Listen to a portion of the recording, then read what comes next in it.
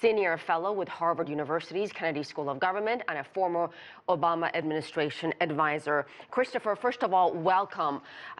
First time Rex Tillerson will be on a world stage. What do G20 foreign ministers want to hear from the new Secretary of State? I'm sorry, I'm having a hard time hearing your question. Let me repeat the question. This is the first time Rex Tillerson is really on a world stage where everyone will be watching and listening to what he has to say. So what kind of assurances does he need to give G20 foreign ministers? What do they want to hear from him? Well, I think what they want to hear most of all is the distinctions that he intends to cast between what is continuity in U.S. foreign policy and what new ideas and new strategies he and President Trump intend to bring to bear. Obviously, there's a lot of questions right now revolving around the new personnel in the White House itself with the departure of the National Security Advisor.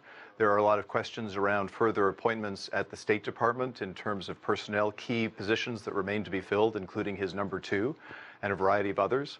And then most of all, I think, as your previous guests have pointed out, the distinctions that President Trump and Secretary Tillerson intend to make in terms of working more on bilateral relationships rather than through multilateral groups.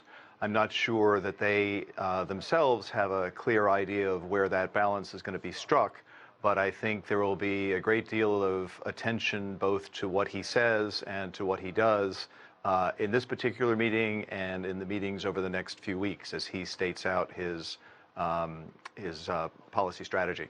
As we heard, Russian and Chinese foreign ministers are also there. Will Tillerson try to clarify some of the administration's perhaps inconsistencies in bilateral discussions?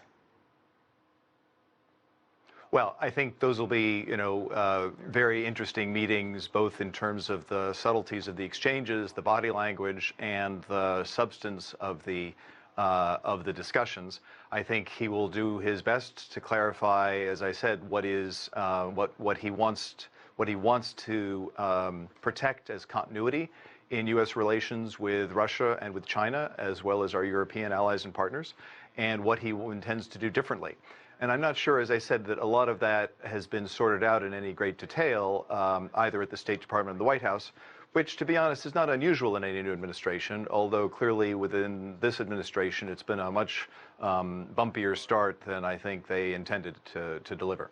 Christopher, Trump has suggested a break from the past. How damaging would a shift away from multilateral diplomacy and cooperation be in terms of perhaps the Paris climate change, Iran nuclear deal, then you've got Syria, Ukraine, DPRK, the fight against ISIL?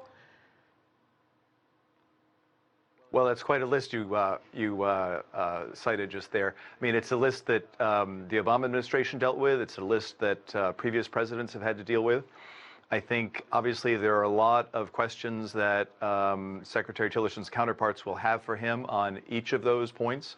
And I think, ultimately, events drive secretary, drive a president, drive an administration to working with as many different tools as they have at hand, which of course will include talking to various different countries, regional players, depending on the question involved.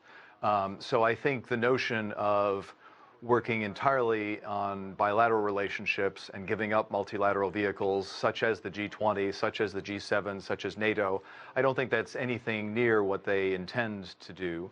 I think they will quickly find that it is working with these groups and getting as many people on board any particular strategy, which is what delivers progress for American interests. All right, we'll leave it there. Christopher Smart with the Harvard Kennedy School.